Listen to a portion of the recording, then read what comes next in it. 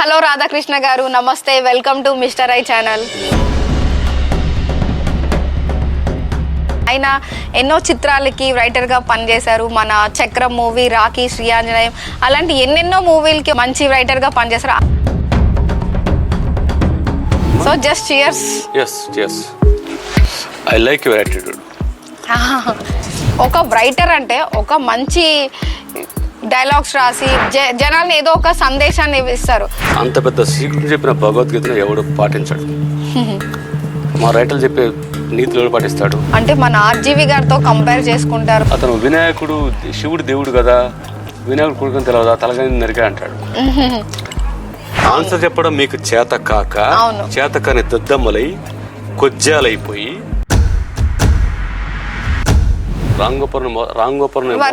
మోసం చేసి ఏకైక మగాడు నేను. మీకు 4 భార్యలా 6 భార్యలా? 5 భార్యలు. ఓకే. అందులో 2 చనిపోయారు. ఒక అమ్మాయి గుండెపడి చనిపోయింది, ఒక అమ్మాయి మర్డర్ చేయబడింది. కృష్ణవంశీ గారు, మన రమ్యకృష్ణ గారు, వాళ్ళతో మీ జర్నీ ఎట్లా ఉండేది? మీ క్వశ్చన్ నాకు అర్థమైంది. కృష్ణవంశీ, రమకృష్ణ విడిపోయారంట కదా, విడాకులు తీసుకుని విడిపోయారంట కదా, ఇదే మీ క్వశ్చన్? అవును. ఓకే, నాకు తెలుసు. ఎందుకంటే దాన్ని ఒళ్ళు బలిసి కొవ్వు పట్టి ఒక్క మారుతో వెళ్ళిపోయింది.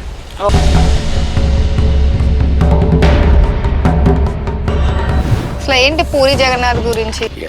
మంచి ప్రశ్న, కేపాల్లాగా. ఓకే, ఇంకా చెప్పాలంటే చార్మి తగులుకుందంట కదా. అవును, ఇదే ఇండస్ట్రీ ఏమనుకున్నా కూడా 100 వస్తాయి, 100 పోతాయి. ఇద్దరు భార్యభర్తలాగా ఉంటారు. కృష్ణవంశీ అంటే చార్మి పిచ్చి. ఏజ్కి నా ఏజ్కి మ్యాచ్ అవ్వదు. నేను నడిచే యాసిడ్ బాటిల్ని తట్టుకోవడం కష్టం. కొంచెం తీర్థం తీసుకుంటే అంతే అంటారా? తప్పదంటారా కాదు. దెర్ ఇస్ వయాగ్రా అంది. That's my power. నైస్. మీరు ఎలా సర్వైవ్ అవుతున్నారు? నేను కష్టపడను. నేను కూర్చుంటే నా కాళ్ళ దగ్గర మొత్తం నడిచి వస్తాయి. How it is possible?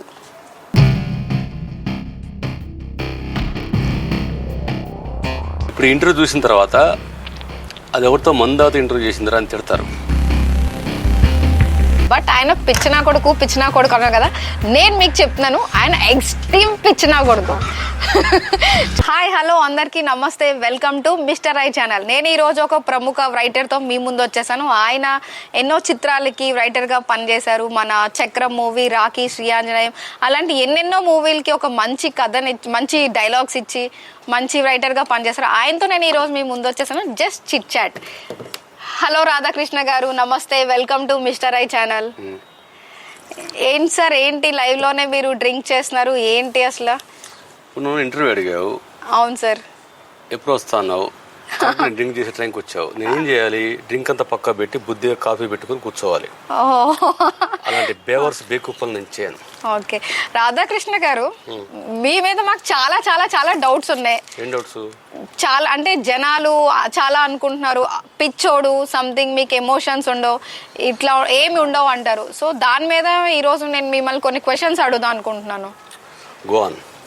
అసలు మీ కెరియర్ ఏంటి? అసలు మీరేంటి? ఎందుకు ఇట్లా ఉంటున్నారు? అసలు మీరు ఎందుకు ఇంత పిచ్చోడు అంటే? మీరు ఒక రైటర్ అయి ఉండి ఇట్లా అన్ప్రొఫెషనల్ గా ఈ బ్యాండ్స్, ఆ హెయిర్స్, ఆ చేతికి, అసలు ఒక రైటర్ అంటే ఒక మంచి డైలాగ్స్ రాసి జనాలకి ఏదో ఒక ఏంటది ఏమంటారు, సందేశాలు, జనాల్ని ఏదో ఒక సందేశాన్ని ఇస్తారు. సో అలాంటి వాళ్ళు చాలా ప్రొఫెషనల్ గా ఉంటారు. సో నేను ఇలాంటి రైటర్ని నేను ఎప్పుడు చూడలేదు. అసలు ఏంటి మీ ఉద్దేశం ఏంటి? మీరేంటి? అసలు మీ స్టైల్ ఏంటి? ఫస్ట్ ఆఫ్ ఆల్ సందేశాలు ఇవ్వాలి, సందేశాలు ఇవ్వటం ఉంది కదా. అవును. ఫస్ట్ ఆఫ్ ఆల్ ఎవడు సందేశాలు తీసుకోడు. ఎవడు అంత పెద్ద సీక్రెట్ చెప్పిన భగవద్గీతను ఎవడు పాటించాడు. మా రైటర్లు చెప్పే నీతులు ఎవడు పాటిస్తాడు? మీ రైటర్లే పాటిస్తారా నీతులా? అవును. ఒక పేరు చెప్పి ఎవడు పాటిస్తాడు? అంటే నేను పాటిస్తా. నేనేం రాస్తాను నేను అదే చేస్తా. ఓకే. నేనేం రాస్తాను అదే చేస్తా. సపోజ్ నేను ఒక 4-5 సార్లు అరెస్ట్ అయ్యా. రాఖీ తర్వాత.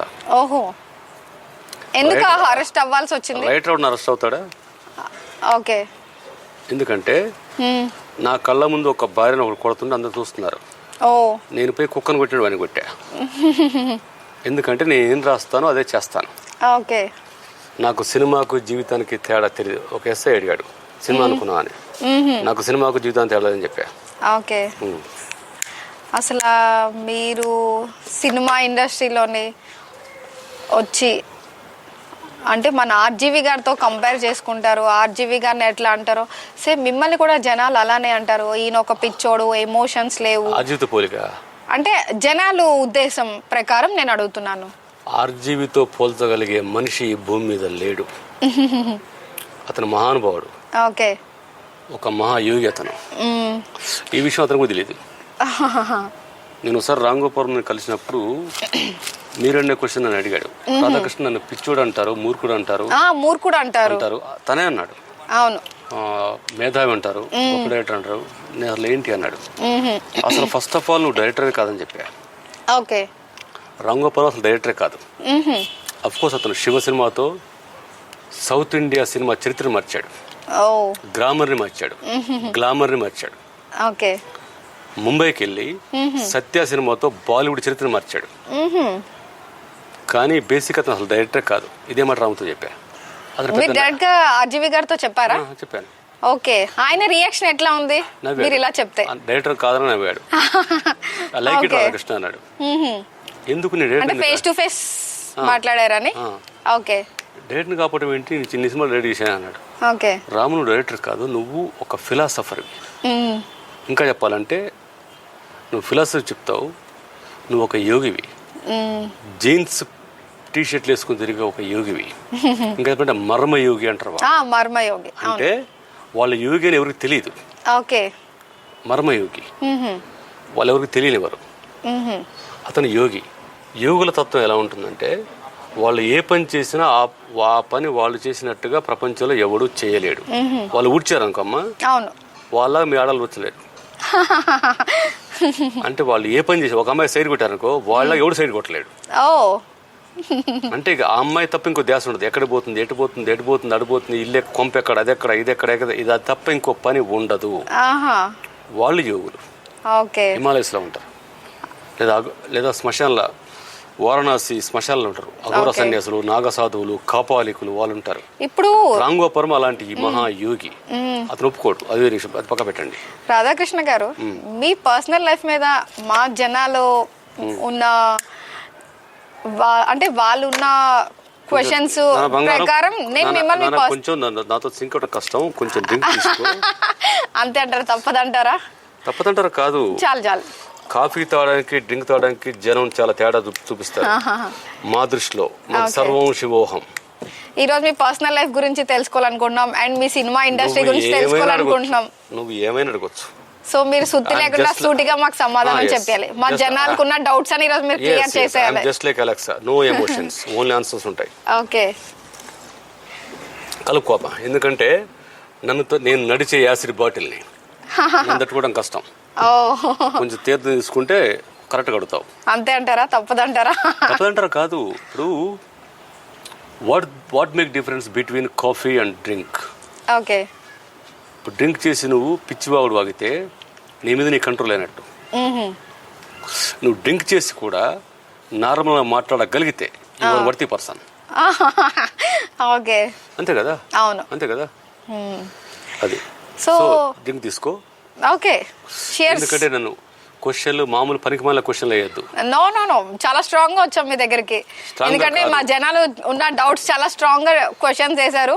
దాని ప్రకారం మేము మా జనాలు ఉన్న డౌట్స్ అన్ని క్లియర్ చేయాలని మేము కూడా చాలా స్ట్రాంగ్ గా వచ్చాం మీ దగ్గరికి. So just cheers. yes. I like your attitude.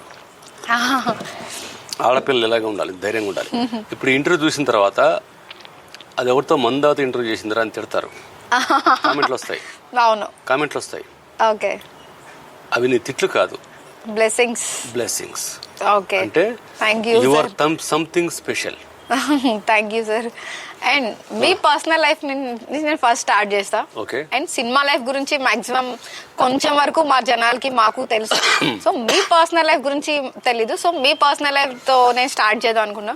ఏంటి మీకు 6 భార్యలు, ఇట్లా 6 భార్యలు ఉంటే ఎంతమంది మీకు పిల్లలు ఉండొచ్చు? నాకు 6 పిల్లలమ్మా. 6 పిల్లలు జెనెటికల్ పిల్లలు అంటే నా రక్తంతో అడాప్ట్ చేసుకున్న వాళ్ళు? 2 ఓకే. పిల్లలు. ఒక పాప చనిపోయింది 3వ రోజు. మీకు 4 భార్యలా 6 భార్యలా? 5 భార్యలు. ఓకే. అందులో 2 చనిపోయారు. ఒక అమ్మాయి గుండెపోటు చనిపోయింది, ఒక అమ్మాయి మర్డర్ చేయబడింది. ఓకే. ఆస్తి కోసం తమ్ముడు చంపాడు.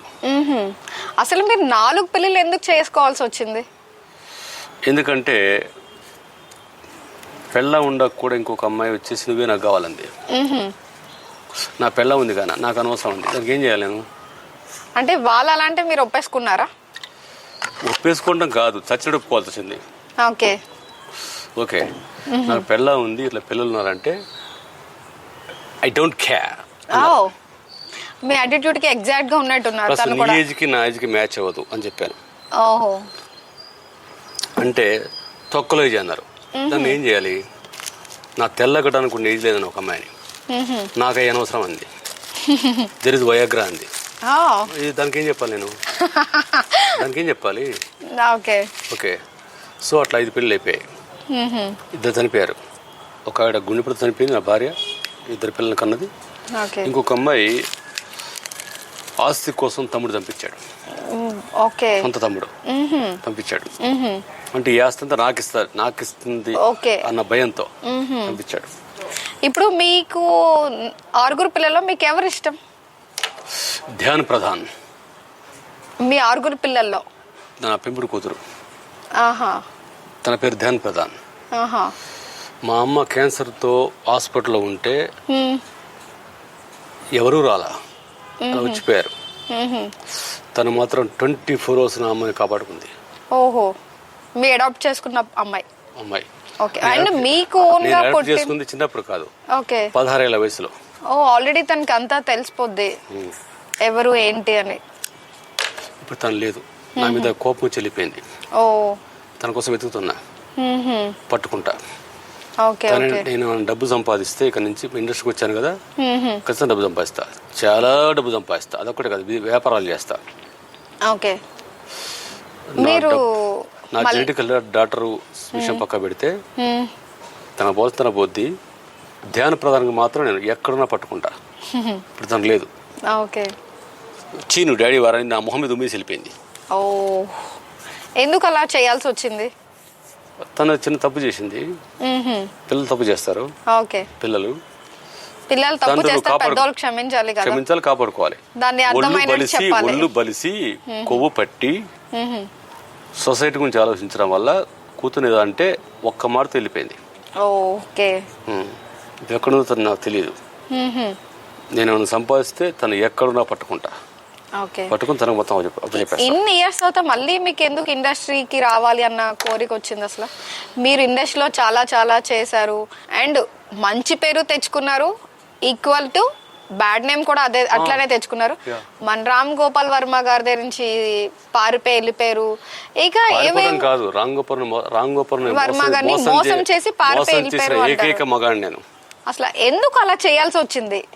రాము చాలా మంచోడమ్మా. రాము ఇంత మంచి అని చెప్పినప్పుడు బంపర్ ఆఫర్లు ఇచ్చాడు. అసలు కంపెనీ నాది కాదు, నీదే అన్నాడు. ఈ చీరలో నువ్వు కూర్చో అన్నాడు. మహానుభావుడు అతను. నేను చెప్పిన ఒక్క మాట వినలేదని వంగబెట్టి 2 భాగాలు చేద్దాం, ఒక్క భాగం చేద్దాం అన్నాడు. రాసి వదిలిపెట్టి వెళ్ళిపోయా. వెళ్ళిపోయిన తర్వాత వెళ్ళిపోలా, ముంబైలో ఉన్నా. తను ఫోన్ చేసి ఎత్తలా, అతను మెసేజ్ పెడితే రిప్లై ఇవ్వాలా. నాకు డబ్బులు అవసరం వచ్చాయి, 50,000 కావాలని రాముని మెసేజ్ పెడితే వాట్ అబౌట్ మై స్క్రిప్ట్ అన్నాడు. ఆ తర్వాత ముందు డబ్బులు కావాలన్నా. అప్పుడు ఏడైనా సరే ఏమంటాడంటే, అసలు నేను అనుకుంటున్నావు మధ్య వెళ్ళిపోయావు, అసలు నీ డబ్బులు పోతే ఎట్లా అనుకో అనాలి కదా, అనలా. అప్పుడు రాంగోపారం ఏంటో నాకు ఫస్ట్ టైం తెలిసింది. నువ్వు ఉన్న చోటికి పంపాలా, ఆఫీస్కి వచ్చి తీసుకుంటావా అన్నాడు. ఆఫీస్కి ఏం పెట్టుకుని రావాలి రాము నేను అన్నాను. నేను రోడ్డు మీద మెట్ల మీద కూర్చుంటే మేనేజర్ పంపి వచ్చి 50,000 రూపాయలు ఇచ్చాడు మహానుభావుడు. అసలు మనుషులు ఇలాంటి వాడు ఉంటాడా అని ఫస్ట్ నాకు తెలిసింది. దేవుడు అని ఎవడన్నా ఉంటే అది ఓన్లీ రాంగపురం మాత్రమే. ఓకే. దైవం మానుష రూపేణ అంటారు. అంటే దేవుడు డైరెక్ట్ రాడు, వస్తే మన గుండె వస్తుంది దెబ్బకి. అవును, మనిషి రూపంలోనే వచ్చి మనకి హెల్ప్ చేస్తారంటారు. చేస్తారు కదా, అది నిజం. మీరు నమ్ముతారా? నేను చూశాను కదా. ఓకే. అతను మోసం చేసి సినిమా వదిలేసి అతను ₹1,00,00,000 లాస్ చేస్తే డబ్బులు నాకు 50,000 కావాలంటే నీ దగ్గర పంపాలా, నా ఆఫీస్కి వస్తావా అన్నాడు. ఏ మొహం పెట్టుకుని రాము అన్నాను. ఓకే పంపిస్తే ఎక్కడ ఉన్నా పలానా చోట ఉన్నా, అక్కడ పంపించాడు. ఓకే. అసలు మనిషి అన్న వాడికి ఎవరికైనా సాధ్యమా ఇది? హ్యూమన్ కైండ్ లో ఇది ఎక్కడ, నేను ప్రపంచంలో నేను కొన్ని 100 పుస్తకాలు చదివా. Genghis Khan, Jesus Christ, Muhammad ప్రవక్త మొత్తం చదివా. ఇలాంటి మహానుభావుని నేను గుడి కడతా, దండం పెట్టను, ఇలా నుంచుంటా, ఒళ్ళు బలిసినట్టు ఉంటా. నేను దేవుని దండం పెట్టను. ఎందుకు అట్లా? రాము కనపడి దండం పెడతా. ఎందుకంటే దేవుడు అనేవాడు ఉంటే వాడు రామే అన్న. మీరు శ్మశానాల్లో ఉండేవారు, ఇట్లా అన్ని బౌద్ధ మతాన్ని నమ్ముతారు. బౌద్ధ మతం కాదు, నాది వైల్డ్ లైఫ్, అఘోర సన్యాస లైఫ్ నాది. ఓకే. అలా ఉన్నప్పుడు ఇంకా మీరు దేవుడు నమ్మరా? దేవుని బ్రహ్మాన్ని నమ్ముతా. ఎవడన్నా దేవుడు లేడంటే టీవీలో వస్తుంటాయి కదా, దేవుడు లేడు, బొంగు లేదు, అని పేరు ఏం పేరు, బాబు గోనే బాబీ గులగొల అని పేరు, ఏం పేరు నాకు ఐ డోంట్ నో ఎగ్జాక్ట్లీ. ఇంకోటి జన విజ్ఞానిక వాడేవారు. దేవుణ్ణి వాళ్ళకి నేను చూపిస్తా, లైవ్ లో చూపిస్తా. How it is possible? Live లో చూపిస్తా. హౌ? లైవ్ లో చూపిస్తానా? ఓకే. అండ్ వాళ్ళు ఏమంటారు, సూర్యగ్రహణం అబద్ధం, ఇంకోటి అబద్ధం, ఏదో చెప్తుంటారు. వాళ్ళకి మొత్తం చుక్కలు, నక్షత్ర మండలాలు చూపించగలుగుతా నేను. ఎందుకంటే ఏంటి మీరు అసలు పిచ్చోడు అంటారు జనాలు. నిజంగా మా జనాలు మీరు పిచ్చిలాగే ఉన్నారు. ఏంటది? ఒకసారి మా కెమెరామెన్ ఇది చూపించండి. ఏంటి అసలు స్కెలిటన్ మీది, యాష్ది స్కెలిటన్ లో ఉంది. అసలు ఏంటి, సిగరెట్లు తాగి ఇట్లా స్కెలిటన్ లా తయారవుతారా ఏంటి? దీని మీనింగ్ ఏంటి అసలు? అది కాదమ్మా, అది కాదు. మ్యాటర్ ఏంటంటే అసలు దాని మీనింగ్ ఏంటి? నువ్వు ప్రపంచంలో ఎంత డబ్బు సంపాదించడం చాలా అవసరం, ఎవరికైనా సరే అవసరం. కానీ ఒక స్థాయి దాటితే డబ్బు నీకు శాపం అవుద్ది. ఓకే. నా శిష్యులు ఉన్నారు కొంతమంది, 1000 కోట్లు 10,000 కోట్లు ఉన్నారు. వాడు ఫుల్ బాటిల్ కొడితే తప్ప నిద్రపోడు.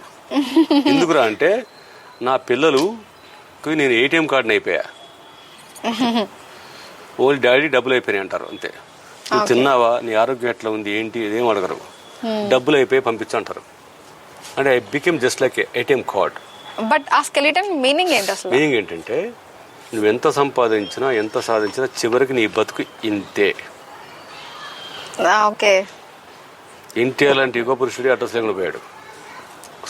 రాజశేఖర్ లాంటి మహానుభావుడే ఇప్పుడు ఎక్కడ ఉన్నాడు కదా. అంతే. అంటే ఒక చిన్న ఇన్సిడెంట్ జరిగితే మనం నథింగ్, మనం శ్మశానంలో వెళ్తాం, అది దీని అర్థం. ఓకే. మీకు రాఖీ సినిమా తర్వాత 1 crore ఇస్తా అంటే మీరు ఎందుకు అది ఛాన్స్ యూస్ చేసుకోలేకపోయారు? రాఖీ రిలీజ్ అయిన 3వ రోజు పార్టీ ఇచ్చారు. ఎన్టీఆర్ తారక్ అన్నాడు, అన్నయ్య నువ్వు నాకు దేవుడివి, 3 ఏళ్ళ నుంచి నాకు ఫ్లాప్లు వస్తున్నాయి. అంతకుముందు సినిమా ప్రొడ్యూసర్ కుసింసార్లు దూకాడు, ఇది తెలిసే ఉంటుంది. నరసింహుడు ప్రొడ్యూసర్ దూకాడు. నేను ఫంక్షన్లో పోలేకపోతున్నా, ఈరోజు నీ సినిమా వాళ్ళు నేను సగర్వంగా తలెత్తుకుని తిరుగుతున్నా. నాకు కథ చెప్పు, అరగంట చెప్పు కదా, అరగంట ఓన్లీ, నీకు 1 crore ఇస్తా అన్నాడు. అది తెలిసి మా రైటర్లు పిలిచి నన్ను ముద్దులు పెట్టుకున్నారు. అంటే అప్పట్లో హైయెస్ట్ రెమ్యూనరేషన్ బాంబేలో రాబిన్ అయితే ఉంది, రాబిన్ బటన్ అనుకుంటా, 50 లక్షలు ఉంది. 1 crore అంటే highest remuneration Indian film industry. Tarak ఇచ్చాడు ఆఫర్. అది మీరు ఎందుకు యూజ్ చేసుకోలేకపోయారు? చేసుకోవాలి. యాక్చువల్లీ నా పర్సనల్ లైఫ్లో జరిగిన కొన్ని ఇన్సిడెంట్ల వల్ల మనుషుల మీద విరక్తి వచ్చి మొత్తం వదిలేసి కట్టుబడితో వెళ్ళిపోయా. అడవుల్లోకి వెళ్ళిపోయా, శ్మశానంలో బతికా. తర్వాత మెడిటేషన్లోకి వెళ్ళిపోయా. గంటలు మెడిటేషన్లో బతికేవాడిని. అసలు జనాల ఉద్దేశంలో మీరు ఎందుకు పిచ్చోడు అనేలా మీరు ఎందుకు వెళ్ళారు? జనాలు కరెక్ట్, జనాలు అంటే పిచ్చోడు అన్న కరెక్ట్, మీరు నిజంగా పిచ్చోడేనా మీరు నిజంగా? ఓకే. ఎందుకంటే పిచ్చోడు అంటే అర్థం ఏంటంటే ఒక విషయం మీద ఫోకస్ చేసిన వాడు, శరీరం మనస్సు ఆత్మ 3 ఫోకస్. ఒకడెవడు ఉంటాడు, మన రోడ్డు మీద చూస్తుంటాం, ఎలా పెడుతుంటాడు 1 2 3 అక్కడికి అదే ఉంటుంది. ఏంటది? మీరు గమనించి ఉంటారు, రోడ్ల మీద ఎవడో ఇట్లా పెడుతుంటాడు. ప్రేమిస్తే సినిమాలో బాబా బాబా బాబా ఏదో అంటూ ఉంటారు కదా. అవును. ఒక విషయం మీద ఫోకస్ ఎక్కువ ఉంటే దాన్ని పిచ్చి అంటారు. ఒక విషయం మీద ఎక్కువ ఫోకస్ ఉంటే భలే శ్రద్ధ అతనికి భలే ఫోకస్ అతనికి అంటారు. అది దాటితే పిచ్చి అంటారు. నేను పిచ్చివాడు అంటారంటే మీరందరూ ఒక మైండ్ సెట్లో ఉంటారు. ఇప్పుడు నువ్వు ఉన్నావు, క్వశ్చన్ వేసావు. ఏం క్వశ్చన్ వేసావు? ఎన్టీఆర్ 1 crore ఆఫర్ ఇస్తా 1 crore ఇస్తా అంటే ఇండియాలో ఎవరికి లేదు అప్పుడు. ఆ టైంలో వదిలేసి పిచ్చుడు పిచ్చనా కొడుకే కదా అన్నీ కనిపిస్తుంది. అది నీ మైండ్ సెట్, నీ ప్రపంచ మైండ్ సెట్. నేను ఎందుకు వదిలేసిపోయానన్నది నా ఎక్స్పీరియన్స్ కదా. మీ మనుషుల మీద నాకు విరక్తి వచ్చింది. అప్పుడు జరిగిన కొన్ని ఇన్సిడెంట్ల వల్ల ఈ మనుషులకు డబ్బు తప్ప ఇంకేది ముఖ్యం కాదు అనిపించింది. ఎవరు అడగొద్దు. అడిగితే ఒక ఆడదాని గురించి ఒక స్త్రీ గురించి మాట్లాడొస్తుంది. నేను ఉమ్మన్ని పొరపాటున కూడా చెడుగా మాట్లాడను. ఎందుకంటే నా తల్లి ఆడదే. ఇప్పుడు లోపల ఉంది కదా, లేవలేకుండా ఉంది కదా. అసలు మీకు మంచి మంచి ఆఫర్స్ వస్తే ఎందుకు యూజ్ చేసుకోలేకపోతున్నారు? మనుషుల మీద విరక్తి వచ్చి వెళ్ళిపోయా. సేమ్ టైం ఇండస్ట్రీలో కొంతమంది మీద విరక్తి వచ్చి మళ్ళీ యూజ్ చేసుకోలేదు. మళ్ళీ ఇప్పుడు ఇండస్ట్రీ మీద ఎందుకు ఇంట్రెస్ట్ వచ్చింది? Yes correct. ఎందుకంటే కొంతమంది నాకు ఆఫర్స్ వచ్చినప్పుడు వదిలేసి మళ్ళీ ఇప్పుడు ఎందుకు ట్రై చేస్తున్నారు? ఎందుకు ట్రై చేస్తున్నానంటే నాకు కొంతమంది సహాయం చేశారు. ఎప్పుడైనా డబ్బు ఇచ్చారు. 10 లక్షలు ఇచ్చిన వాళ్ళు ఉన్నారు, 15 లక్షలు ఇచ్చిన వాళ్ళు ఉన్నారు. వాళ్ళని ఎప్పుడు అడగరు, అన్న డబ్బులు అన్న కానీ అడుగుతారు. వాళ్ళ కోసం మళ్ళీ వెనక్కి వచ్చా. వస్తే కృష్ణవంశీ పాప మహానుభావుడు నాతో ఉండరా అన్నాడు. ఉంటా అన్న. ఇప్పుడు ఆయన సినిమాలో పని చేస్తా, ఇంకేమన్నా చేస్తే చేస్తా. అండ్ మీరు ఇట్లా మందు తాగడం ఇది అది అంటారు. సో మీరు డే టైమ్ లో తాగి నైట్ టైం తిరుగుతారు. అంటే ఎవరైనా డే టైమ్ లో వర్క్ చేసుకొచ్చి నైట్ టైం తాగుతారు. మీరు ఎందుకు జనాలకి క్వైట్ ఆపోజిట్ ఉంటారు? అసలు మీ ఉద్దేశమే అదా, లేదంటే మీరు కావాలని చేస్తారా జనాలకి ఆపోజిట్ గా? అసలు ఏంటి అసలు?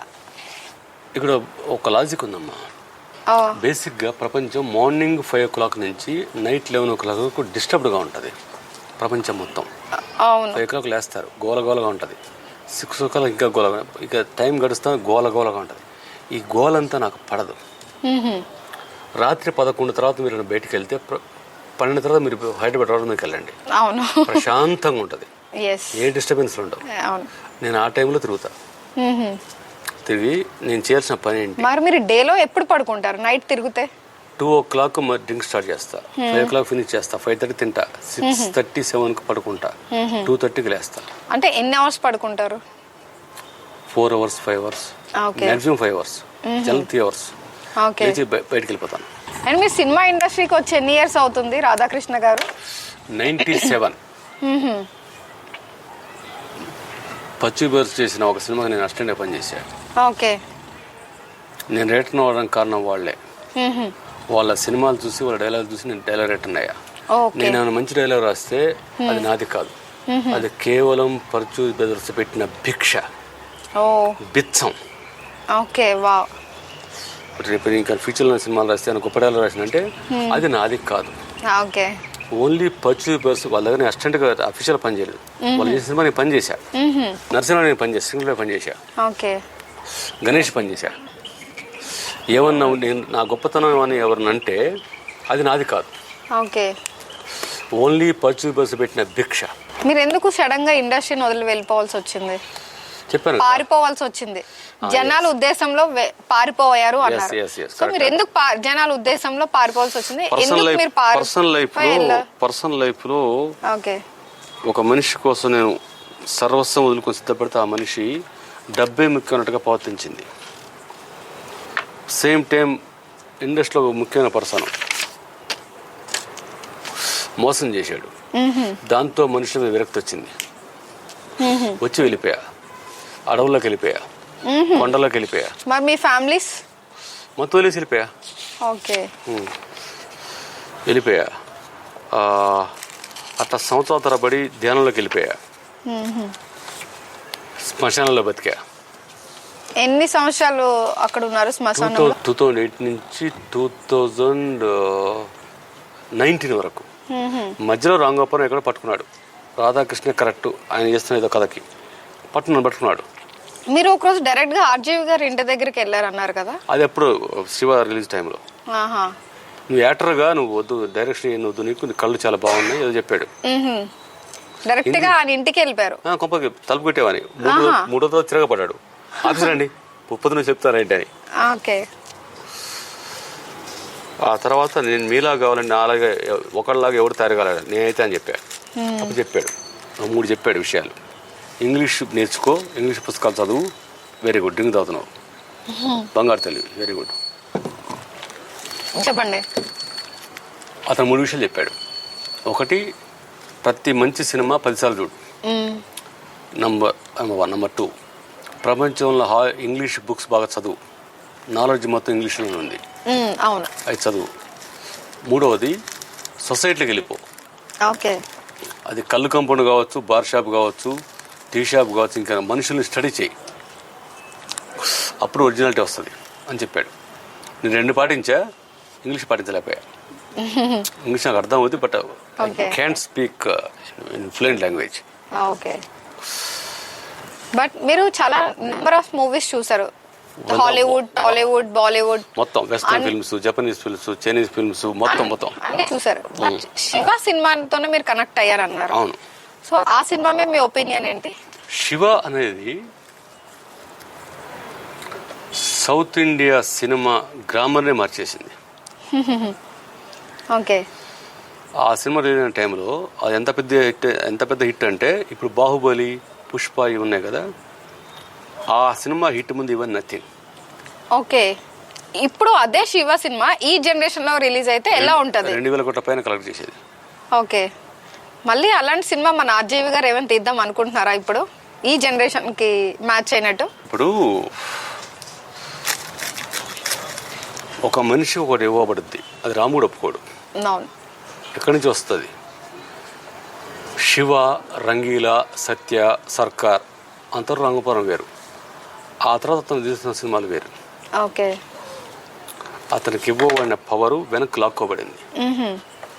ఇప్పుడు రాము చేసే సినిమాలు ఏమి ఉన్నాయి, ఏదో పిచ్చి సినిమాలు తీస్తున్నాడు, అది ఇది ఏదో అంటున్నారు. ఓకే, జనం చెప్పేది కరెక్టే, సేమ్ టైం రాము కరెక్టే. ఎందుకంటే ఒక్కొక్క మనిషికి ఒక పీరియడ్ ఉంటుంది. అవును. ఆ టైం ఉన్నప్పుడు, ఆ పీరియడ్ ఉన్నప్పుడు ఆ మనిషి ఏం చేసినా చెడిపోద్ది. అవును. మట్టిని పట్టుకుని బంగారం అంటే బంగారం అవుద్ది. ఎగ్జాక్ట్లీ. టైం బాగాలేనప్పుడు నువ్వు బంగారం పట్టుకుని, బంగారం అంటే పెచ్చన కూడా మట్టి అంటారు. అవును. That's the power of time. కాలం మహిమది. రామ్ గోపాల్ వర్మ ఇప్పుడు ఏమంటారంటే, అది పిచ్చోడు అయిపోయాడు, ఇంకేదో అయిపోయాడు, ఇంకేదో వాగుతున్నాడు, జగన్ కు సపోర్ట్ చేస్తున్నాడు, సినిమాలు తీస్తున్నాడు, ఇంకేదో. అవునవును, జనాల మధ్య టాక్ ఉంది కదా. అవును. కానీ జనానికి తెలియదు ఏంటంటే, రామ్ గోపాల్ వర్మ అప్పుడు మేధావే, ఇప్పుడు మేధావే. ఓకే. అతను ఏం చేస్తారు, జనాల ఉద్దేశంలో ఎందుకు ఆయన అలా క్రియేట్ అయ్యారు? ఆర్జీవి గారు, మన రామ్ గోపాల్ వర్మ గారు. రామ్ గోపాల్ వర్మ తిడుతూ మళ్ళీ సినిమాలు చూస్తారుగా. ఓకే. చూస్తారు కదా. అవును. పిచ్చోడు, మూర్ఖుడు, అసలు నోటికి వచ్చినట్టు, అండ్ మీమ్స్ అసలు హద్దంటూ లేకుండా తయారయ్యారు జనాలు అసలు. అవును. మళ్ళీ నా సినిమా మళ్ళీ ఏదైనా తీసే ఉద్దేశం ఉందా, తీస్తున్నారా ఏంటి, ఆల్రెడీ నడుస్తుందా? మన ఆర్జీవి గారు ఒక ఐపీఎస్ ఆఫీసర్ ఇంటర్వ్యూ చేశారు, ఐపీఎస్ ఆఫీసర్ అయ్యాడు. మీరు ఐపీఎస్ ఆఫీసర్ అవడానికి కారణం ఏంటంటే రామ్ గోపాల్ వర్మ అన్నాడు. రామ్ గోపాల్ వర్మ రాముయిజం అన్నాడు. నేను రాముయిజం చూసి ఐపీఎస్ ఆఫీసర్ నేను అన్నాడు. ఇక అంతకంటే గొప్ప విషయం ఇంకేం కావాలి? అవును. అండ్ నాకు ఒక డౌట్, మీరు యాక్టర్ అవ్వాలని ఇండస్ట్రీలోకి వచ్చారు, బట్ రైటర్ గా ఎందుకు మీరు చూస్ చేసుకున్నారు? నేను యాక్టర్ ఉన్నప్పుడు నన్ను నా తోటి యాక్టర్ని ఒకడు మేనేజర్ అవమానించాడు పోయిన వాళ్ళ దగ్గర. సేమ్ టైం ఒక రైటింగ్ అసిస్టెంట్ ఎక్కడ నేను గౌరవం ఇచ్చారు. ఓకే. ఆడేవాడు అన్న పక్కని, ఆ రైటింగ్ అసిస్టెంట్ అన్నారు. రైటింగ్ అసిస్టెంట్ ఇంత గౌరవం ఉంటుందా? సో రైటర్ అయిపోదాం. ఓకే. నా అదృష్టం బాగుండి చిన్నప్పటి నుంచి పుస్తకాలు చదవటం వల్ల నాకు సాహిత్యం బాగా కమెండ్ ఉంది. 10th క్లాస్కి నేను భారతం, భాగవతం, రామాయణం మొత్తం చదివేశా. అసలు ఆ శివ మూవీలో ఏముంది? అసలు శివ మూవీలో ఏముంది అని అడగద్దు, దట్స్ రాంగ్ క్వశ్చన్. ఏం లేదు. 24 క్రాఫ్ట్స్ ని ఎలా వాడుకోవచ్చో రామ్ గోపాల్ వర్మ చెప్పాడు. అది బ్యాక్గ్రౌండ్ స్కోర్ కావచ్చు, కెమెరా కావచ్చు, ఫైట్స్ కావచ్చు, నటన కావచ్చు, ఇంకేదైనా కావచ్చు. సపోజ్ రామ్ గోపాల్ వర్మ ఎంత మూర్ఖుడు అంటే ఎంత నాలెడ్జ్ లేనివాడు అంటే ఏది యాజ్ ఎ డైరెక్టర్గా ఫస్ట్ డే ఫస్ట్ షాట్ చేసేటప్పుడు కెమెరామెన్ ఎస్ గోపాల్ రెడ్డి గారు ఆర్డర్ సార్ అన్నాడు. అంటే చెప్పాలి, అవును, లైట్స్ అనాలి, లైట్స్ ఆన్ అవుతాయి, సౌండ్ అనాలి. ఓకే, తర్వాత ఆటో సార్ అని ఇతను కూడా ఆటో సార్ అన్నాడు. ఓకే, అంటే అసలు వాడికి ఏం తెలియదు. కానీ అలాంటి వ్యక్తి శివ లాంటి సినిమా గ్రామాన్ని నిలిపిన సినిమాని తీయగలిగాడు. అంటే అతని బ్రెయిన్ ఏంటంటే తనకేం కావాలో తను చెప్పగలడు. ఓకే, అది అర్థం కావడానికి వాళ్ళ 15 ఏళ్ళు పట్టింది. ఎస్ గోపాల్ రెడ్డి షార్ట్ చెప్తుంటే ఆయన గోపాల్ రెడ్డి గారు మా రాకి పెట్టేశారు. వీడు అసలు ఏం తీసుకున్నా మాకు అర్థం కట్ట అన్నాడు. ఎప్పుడైతే ఇంటర్వ్యూలో చూశాడో అతను షాక్ అయ్యాడు వాడిని అని చెప్పేసి. ఎందుకంటే అతను ఎక్కడ పని చేయలేదు, ఏదో చిన్న చిన్న ఏదో చేశాడు. అతను సినిమాకి ఏం కావాలో అది నేర్చుకున్నాడు. ఈ టెక్నికాలిటీ పెద్ద పెద్ద పెద్ద మ్యాటర్ కాదు. అందుకే అంటాడు డైరెక్షన్ అనేది వ్యవసాయం చేయడం లాంటిది, నువ్వు చేయక్కర్లేదు. సార్ తీసుకోండి sir. Yes, thank you. Shiva ఒకసారి రిలీజ్ అయినప్పుడు ఒక మనిషి నా ముందు ఒక మాట అన్నాడు. ఏం సినిమా ఇది, ఆ సినిమా అనేది రోడ్డు మీద కూర్చొని దొరుకుతుంది చూసినట్టు ఉంది అన్నాడు. రోడ్డు మీద కూర్చొని ఎగ్జాక్ట్లీ నా ఫీలింగ్ కూడా ఇదే కదా. అసలు ఇది సినిమా చూస్తున్నానా ఏంటి, నేను రోడ్డు మీద కూర్చొని చూస్తున్నా ఫీల్ ఉంది నాకు. సినిమా నాకు కూడా అసలు ఏం అర్థం కాలేదు కూడా సినిమా. అక్కడే ఆ సినిమా గొప్పతనం ఉంది. అంటే నువ్వు జరుగుతుంది చూస్తున్నంత ఫీలింగ్ క్రియేట్ చేశాడంటే అది ఎంత గొప్ప విషయం అది. అవును కదా, అదొకటి నెంబర్ 1. నెంబర్ 2, అతను వాడిన సౌండ్ ఎఫెక్ట్. నేను నెక్స్ట్ ఇదే అడగాలనుకున్నా, అసలు ఆ బీజిఎం స్కోర్ ఏంటండి అసలు దాంట్లో ఇళయరాజా తన కెరీర్ మొత్తంలో శివకు చేసిన background score one of the world best. Mackenna's gold cinema ఉంది హాలీవుడ్ లో, దాని బ్యాక్గ్రౌండ్ స్కోర్ చాలా గొప్ప చెప్తారు. ఏమ్మా, షోలే అనే సినిమా ఉంది ఇండియన్ సినిమా ఇండస్ట్రీలో, దాని మించిన సినిమా ఈ రోజు రాలే, షోలే అనే సినిమా. అవును, ఈ రెండు కూడా బ్యాక్గ్రౌండ్ స్కోర్ గురించి గొప్ప చెప్తారు. అంటే రామ్ గోపాల్ వర్మ శివ సినిమాలో ఏమనుకున్నాడు ప్రతి సీన్కి, దాని ఇళయరాజా పిక్స్ తీసుకెళ్ళాడు. ఓకే, మీరు శివ చూస్తే అదే ఫైట్స్ లో కూడా చాలా ఇదిగా ఉంది. సో ఆ ఫైట్స్ గురించి కూడా నాకు ఒకసారి మీరు చెప్పండి. ఫైట్స్ ఏంటంటే అంతకుముందు డిష్ సౌండ్లు వచ్చాయి. అవునవును. శివలో ఏం చేశాడంటే సపోజ్ ఒక సీన్ ఉంటుంది, ఎవడో గణేష్ వస్తాడు, అది చెప్తాడు, చెప్తే ఇతను ఏదో వార్నింగ్ ఇస్తా పక్క వస్తాడు. ఏమా పక్క వస్తాడు మాడుతాడు, పక్కన వచ్చి కొట్టపోతాడు, కొట్టపోతే ఇలా కొడతాడు, దబ్బేలు పడదు సౌండ్. అవును, ఎస్. అండ్ వాడు ఒక్కసారి ఫోర్స్ గా వస్తే ఇలా కొడతాడు, కొట్టి మళ్ళీ ఇడితో మాడుతూ ఉంటాడు. రామ్ గోపాల్ మార్షల్ ఆర్టిస్ట్, అప్పట్లో కరాటే నేర్చుకున్నాడు. ఆయన ఈ కళ కూడా ఉందా? ఇది ఎవరికి తెలియదు అసలు. అతను బ్రూస్ లీ గ్రేట్ ఫ్యాను. అతను ఫైట్స్ ఏం చేశాడంటే బ్రూస్ లీని ఫాలో అయ్యాడు. అతను ఆ సినిమాలో బ్రూస్ లీని ఫాలో అయ్యి ఫైట్ చేశాడు. నిజానికి రాజు మాస్టర్ గా దాని ఫైట్ మాస్టర్. ఈయన చెప్తే ఆయనకు అర్థం కాక అంటే ఆయన పీకేశాడు. ఎవరు రాజు మాస్టర్ అంటే అప్పట్లో టాప్ ఫైట్ మాస్టర్. ఇతను ఫైట్స్ కంపోజ్ చేశాడు. అండ్ ఈ శివ మూవీ నాకు అర్థం కాలేదా ఏంటి అసలు, ఆ శివ మూవీలో ఏంటి అంత మ్యాజిక్ ఉంది? అందులో మ్యాజిక్ ఏమీ లేదు. ఏముందంటే సినిమా అనేది ఎలా ఉండాలో ఆ సినిమా అతను చూపించాడు. ఆ సినిమా తీసి నాకు ఒక స్ట్రాంగ్ డౌట్ ఉంది, అసలు ఆ శివ మూవీలో ఏముంది? మనం ఈ background score, fights etcetera etcetera మాట్లాడరు, అసలు ఆ మూవీలో ఏముంది అంటే శివ అన్న మూవీలో ఏముంది? ఒక పద్ధతిలో తీస్తున్నారు అప్పట్లో. రాఘవేంద్రరావు గారు, దాసరి నారాయణరావు గారు, ఇంకొకళ్ళు తీస్తున్నారు. ఇతను ఏం చేశాడంటే ఫైట్స్ అంటే ఇలా ఉండాలి, డాన్స్ అంటే ఇలా ఉండాలి. దాంట్లో బాటనీ పాడడం సాంగ్ ఉంటుంది.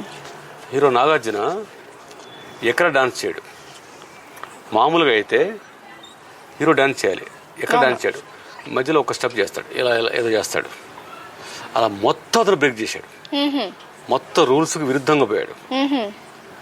అది షాకింగ్, అది అప్పట్లో షాకింగ్ అనిపించింది. ఇప్పుడు సపోజు దాంట్లో ఒకరిని చంపడానికి ట్రై చేస్తుంటారు, చిన్న అనే ఒక క్యారెక్టర్ ఉంటుంది, అది పరిగెత్తుంటాడు. పరిగెత్తి ఒక స్తంభాన్ని కొట్టాడు, దబ్బేలు ఉంటుంది సౌండ్. అవును అవును పడిపోతాడు. ఓకే, ఆ సౌండ్ ఆడు కొట్టుకోవటం అంటే ఒరిజినల్ లైఫ్లో జరుగుద్ది. అది వాడు పరిగెత్తున్నాడు, అది స్తంభం కొట్టుకోవచ్చు, ఇంకోటి కట్ చేస్తే ఒక చోటికి పోతే అతను పరిగెత్తాడు, అక్కడ నీళ్ళు పడుతుంటాయి. ఓకే, ఆ నీడలు చూసి ఎవడో వస్తాడు. ఈవెన్ అప్పటికప్పుడు అట్లా క్రియేట్ అవుతా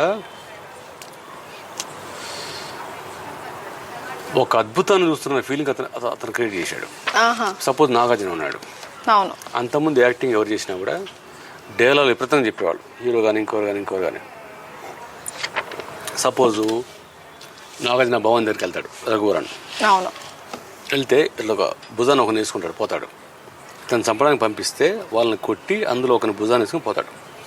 పోతే ఎవరైనా అది చేస్తా అంటారు. ఏమన్నాడు, ఇక నుంచి నీ సామ్రాజ్యం మొత్తం నాశనం చేస్తా, ఇలా పడేస్తాడు. చేస్తా చెప్పి మరి చేస్తా. ఓకే, రాధాకృష్ణ గారు, ఒక బిగ్గెస్ట్ డౌట్ నాకు, అసలు మన సౌత్ ఇండియన్ మూవీస్ లో శివ సినిమా ముందు మన తెలుగు ఇండస్ట్రీ ఏంటి, శివ మూవీ తర్వాత ఏంటి? ఇది చాలా పెద్ద డౌట్ నాకు. అసలు క్రీస్తు పూర్వం క్రీస్తు శకం ఉంది కదా, అలాగా సౌత్ ఇండియాలో శివకు ముందు శివకు తర్వాత అనేది వచ్చి ఎందుకు వచ్చిందంటే అతను సరికొత్త గ్రామం నేర్పాడు. ఓకే, రామ్ గోపాల్ వర్మ సత్య సినిమాతో ముంబైకి నేర్పాడు. సత్యకు ముందు సత్య తర్వాత మీరు చూడండి, సత్య తర్వాత బాలీవుడ్ సినిమా మొత్తం మారిపోయాయి. అవును, మొత్తం మారిపోయాయి. అదంతా ఎందుకు, స్లమ్ డాగ్ మిలియనీర్ అనే ఒక సినిమా వచ్చింది, దానికి 8 ఆస్కార్ అవార్డులు వచ్చాయి. ఆ డైరెక్టరు సత్య సినిమాని 30 సార్లు చూశాడు. అతను ఏమన్నాడంటే Ram Gopal Varma is my teacher అన్నాడు. ఎవరు 8 ఆస్కార్ అవార్డు తెప్పించుకున్న ఒక డైరెక్టర్, అది రామ్ గోపాల్ వర్మ అంటే. ఓకే, అండ్ ఇంత గొప్ప చెప్తున్నారు, రామ్ గోపాల్ వర్మతో మీరు పని చేశారు, ఇంత క్లోజ్ పని చేయడం, రామ్ గోపాల్ వర్మ గారితో ఉన్నారు, మీకు సమ్ టైమ్స్ హెల్ప్ఫుల్ గా ఉన్నారు, ఇంత కాన్వర్జేషన్ మీకు ఉంది కదా. సో ఆయన గురించి అసలు రామ్ గోపాల్ వర్మ గారు ఏంటో, మన జనాలు అనుకునేది ఏంటో, అసలు రామ్ గోపాల్ వర్మ గారు అంటే ఏంటి నాకు చెప్పండి. అంటే మన జనాలందరూ వేరే ఉద్దేశంతో అనుకుంటున్నారు. సో ఎగ్జాక్ట్ గా ఆయన రియల్ లైఫ్ లో రామ్ గోపాల్ వర్మ గారు అంటే ఏంటి, ఎట్లా ఉంటారు? రామ్ గోపాల్ వర్మ అంటే మంచి క్వశ్చన్ వేసావు, మంచి ప్రశ్న. కేపాల్ లాగా మంచి ప్రశ్న. రామ్ గోపాల్ వర్మ మిథులదమ్మ తెలుసమ్మా, 25 years నుంచి అతనికి 100 రూపాయల నోటు పట్టుకోవడం తెలియదు. చాలా శాతం బార్ షాప్కి వెళ్తాడు, తాగుతాడు, బయటికి వెళ్ళిపోతాడు. బిల్ ఏంటి అంటాడు అతను. మేనేజర్ పోయి ఇప్పించుకొని వస్తాడు అతన్ని, బిల్లు కట్టి. వాళ్ళు నవ్వుతారు వాళ్ళు. అంటే నేను మందు కొట్టాను, బిల్లు కట్టిన జ్ఞానం అతనికి ఉండదు, బుద్ధి జ్ఞానం అతనికి ఉండదు. అతను 5 ఏళ్ల పిల్లోడు ఎంతో. అతను అందుకే రాము చెప్పా, రాము నువ్వు ఫిలాసఫర్వి, ఇంకా చెప్పినట్టు యోగివి, నువ్వు గొప్ప మెడిటేటర్ అన్న. మెడిటేషన్ నాకంటే చిరాకు, అది చిచి అన్నాడు. లేదురా, నువ్వు వన్ ఆఫ్ ది గ్రేటెస్ట్ మెడిటేటర్వి, నీకు సినిమాయే ధ్యానం, ప్రాణం, ఆహారం అన్నీ. అతను పొద్దులేస్తే సినిమా గురించి తప్ప ఇంకేం మాట్లాడు. ఒక అమ్మాయి సూపర్గా ఉందంటే, ఫిగర్ ఫ్రంట్ బాగుంది, బ్యాక్ బాగుంది అని ఎవడనంటే అతను కెమెరా ఎక్కడ పెట్టచ్చు, ఫ్రంట్లో అమ్మాయికి ఎక్కడ పెట్టచ్చు, బ్యాక్లో ఎక్కడ పెట్టచ్చు, అది ఆలోచిస్తారు అతను. అది అతని యాటిట్యూడ్. అది మా మగాళ్ళందరం ఏమన్నా ప్రజెంట్ బాగుంటే, సీట్ బాగుంటే మేము అనకూడదు, కానీ వేరే ఉంటుంది మీకు. కానీ రాము ఏం చేస్తారంటే ఎక్కడ కెమెరా పెట్టచ్చు, ఇలా పెట్టొచ్చా, ఇలా పెట్టొచ్చా, ఇలా పెట్టొచ్చా, బ్యాక్ ఇలా పెట్టొచ్చా, ఇలా పెట్టొచ్చా, అలా పెట్టొచ్చా, అంత మెడిటేటర్ అతను. అతనికి సినిమా తప్ప ఇంకో ధ్యానం లేదు. ఈజ్ ద గ్రేటెస్ట్ యోగి.